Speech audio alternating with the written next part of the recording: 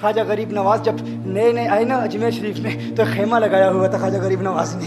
خیمے میں خواجہ غریب نواز عصر سے لے کر مغرب کے وقت تک روتے رہتے تھے. ایک نوجوان اجمیر سے باہر گیا ہوا تھا پڑھنے کے لیے, کچھ عرصے کے بعد واپس آیا اور اس خیمے کے قریب سے گزر ہوا اور گزرا تو رونے کی آواز آئی. فوراً دیکھتا ہے کہ خواجہ غریب نواز رو رہے ہیں, ابھی غیر مسلم ہے, اسلام قبول نہیں کیا. فوراً گھر جاتا ہے, ماں سے پوچھتا ہے, ماں یہ مسلمانوں کا گرو کیوں روتا ہے, مسلمانوں کا بابا کیوں روتا ہے؟ میں ہر روز گزرتا ہوں, عصر سے مغرب کے مابین جو وقت ہے یہ روتا ہے. ماں نے کہا جاؤ اس سے پوچھ لو کیوں روتا ہے. وہ نوجوان خواجہ غریب نواز کے خیمے کے اندر آیا, کہا بابا میں ہر روز یہاں سے گزرتا ہوں, آپ کے رونے کی آواز آتی ہے, بتائیے آپ کیوں روتے ہیں؟ کہا جاننا چاہتے ہو میں کیوں روتا ہوں؟ میں نے ایک مدت اپنے مرشد کے ساتھ گزاری ہے, مرشد کی خدمت میں گزاری ہے, مجھے اپنے پیر کی یاد رلاتی ہے, پیر کی یاد رلاتی ہے. میں عصر سے مغرب کے وقت تک اپنے مرشد کی یاد میں روتا رہتا ہوں. اس نوجوان نے کہا اچھا میں نے تو سنا تھا کہ انسان کو جب درد ہوتا ہے, تکلیف ہوتی ہے تو تکلیف انسان کو رلاتی ہے, آپ کو تو محبت ہے,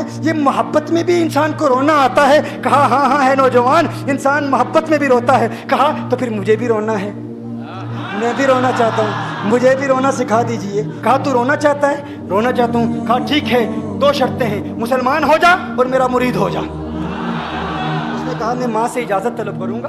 ماں کے پاس گیا اجازت لینے کے لیے. ماں نے کہا تو ضدی ہے, جب تو ارادہ کر لیتا ہے, جو ارادہ کرتا ہے تو پورا کرتا ہے, جا جو کرنا چاہتا ہے کر لے. خواجہ غریب نواز کے بارگاہ میں حاضر ہوا, عرض کرتا ہے بابا میں پھر مسلمان ہونا چاہتا ہوں, مجھے مرید کر لیجئے. خواجہ غریب نواز نے مرید کر لیا, خواجہ غریب نواز کا مرید ہو گیا. اب خواجہ غریب نواز نے کہا اب وقت سارا میرے ساتھ گزرے گا, ناشتے کے وقت خواجہ غریب نواز کے ساتھ, سحری کے وقت خواجہ غریب نواز کے ساتھ, سحر کے وقت خواجہ غریب نواز کے ساتھ, پورا دن اسے خواجہ غریب نواز کے قرب کی کچھ ایسی عادت ہو گئی, خواجہ غریب نواز کا دیوانہ ہو گیا, ان کا عاشق ہو گیا. کچھ عرصہ گزرا, خواجہ غریب نواز نے فرمایا اب تیرے لیے 3 دن کی چھٹیاں ہیں, 3 دن کے لیے چھٹیاں ہیں, 3 دن کے لیے چلا جا. اس نے کہا مسئلہ ہی کوئی نہیں, ایشو ہی نہیں, پرابلم ہی نہیں, ٹھیک ہے 3 دن کے لیے چلا جاتا ہوں. اب جب 3 دن کے لیے گھر گیا, کہا 3 دن کے لیے تو اب مجھ سے ملاقات نہیں کر سکتا, مجھ سے ملنے کی اجازت نہیں ہے. اس نے کہا ٹھیک ہے نہیں ملوں گا. گھر گیا, پہلے دن جب گھر گیا یہ وہ نوجوان تھا جو 3 روٹیاں کھایا کرتا تھا, آج ایک لقمہ بھی نہیں کھا پایا, ایک لقمہ بھی نہیں کھا پایا. اسے کچھ ہو گیا, کہہ رہے مجھے کچھ ویکیوم سا محسوس ہو رہا ہے, کچھ دل میں کمی سی محسوس ہو رہی ہے. یوں وقت گزرتا گیا, رات کا وقت آیا, آنکھ نہ لگی, سو نہ پایا, مکان کی چھت پر چلا گیا. ماں نے دیکھا بیٹا چھت پر کیوں چلا گیا؟ ماں چھت پر جاتی ہے, بیٹے کیا ہوا؟ کہا پتہ نہیں ماں, پتہ نہیں ماں, میں تو فوراً سو جاتا تھا, آج نیند بھی نہیں آ رہی, آج کھانا بھی نہیں کھا پاتا. ماں تو چلی جا. ماں چلی جاتی ہے. یوں جب سحری کا وقت ہوتا ہے اس کی آنکھوں سے اشکوں کی برسات جاری ہوتی ہے, اس کی آنکھوں سے اشکوں کی برسات جاری ہوتی ہے. وہ رو رہا ہے, اس پر رکت تاری ہے. ماں آتی ہے, بیٹے کیا ہوا؟ کہا ماں مجھے پیار ہو گیا ہے, ماں مجھے محبت ہو گئی ہے, ماں مجھے عشق ہو گیا ہے. جا غریب نواز کے پاس, کہا مجھے بلا لو, اب یہ جدائی برداشت نہیں ہوتی, اب مرشد کی جدائی برداشت نہیں ہوتی. ماں فوراً خواجہ غریب نواز کی بارگاہ میں حاضر ہوتی ہے. کہا میں نہیں جانتی ہے مسلمانوں کے بابا تو نے میرے بیٹے کو کیا دے دیا, تمہارا تعلق نہیں سمجھ پاتی, تمہارا رشتہ نہیں سمجھ پاتی, لیکن وہ تو رو رہا ہے, کہتا ہے واپس بلا لو. خواجہ غریب نواز نے کہا نہیں ابھی وقت نہیں ہے, میں اپنی زبان میں کہتا ہوں. گویا کہ خواجہ غریب نواز نے کہا ہوگا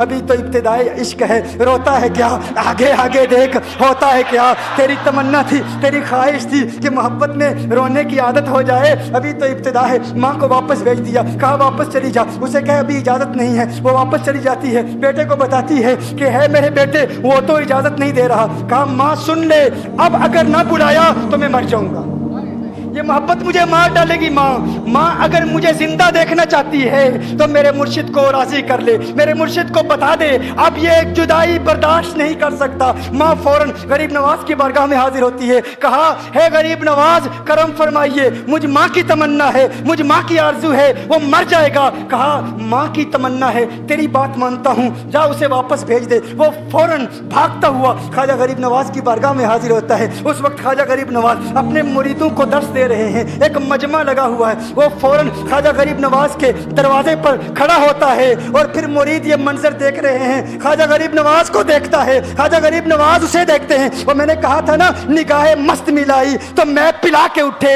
جہاں وہ بیٹھ گئے میں قدا بنا کے اٹھے. خواجہ غریب نواز نے اس کی آنکھوں سے آنکھیں ملائی اور پوچھا اب پتہ چلا محبت میں رونا کیسے آتا ہے, اب پتہ چلا اس نے کہا اے غریب نواز کرم فرمائیے. فوراً غریب نواز کو پکارتا ہوا غریب نواز کے قدموں میں آ گرا, غریب نواز کے قدموں سے لپٹ گیا. اب مریدین اس منظر کو دیکھ رہے ہیں اور حیران ہو رہے ہیں کہ صرف وہ مرید ہی نہیں رو رہا, سارے مرید رو رہے ہیں, اس پیار کے رشتے کو دیکھ رہے ہیں. اور پھر ایک عجیب و غریب منظر, خواجہ غریب نواز نے کہا آج رات تو نے کھانا کھایا تھا؟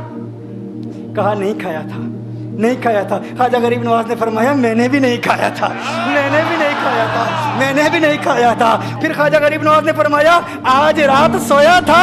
کہا نہیں سویا تھا. کہا آنکھ مجھے بھی نہیں لگی, نیند مجھے بھی نہیں آئی. یہ منظر سب مرید دیکھ رہے ہیں, وہ مرید بھی رو رہا ہے اور خواجہ غریب نواز کی آنکھوں میں اشکوں کی برسات جاری ہے. یہ وہ رونے والوں کا مقام ہے.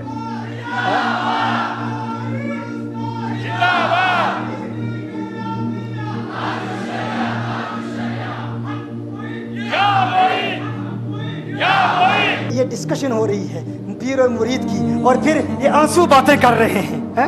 میری داستان حسرت وہ سنا سنا کے روئے, میری داستان حسرت وہ سنا سنا کے روئے, میرے آزمانے والے مجھے آزما کے روئے. کوئی ایسا اہل دل ہو کہ فسانہ محبت میں اسے سنا کے روؤں, وہ مجھے سنا کے روئے.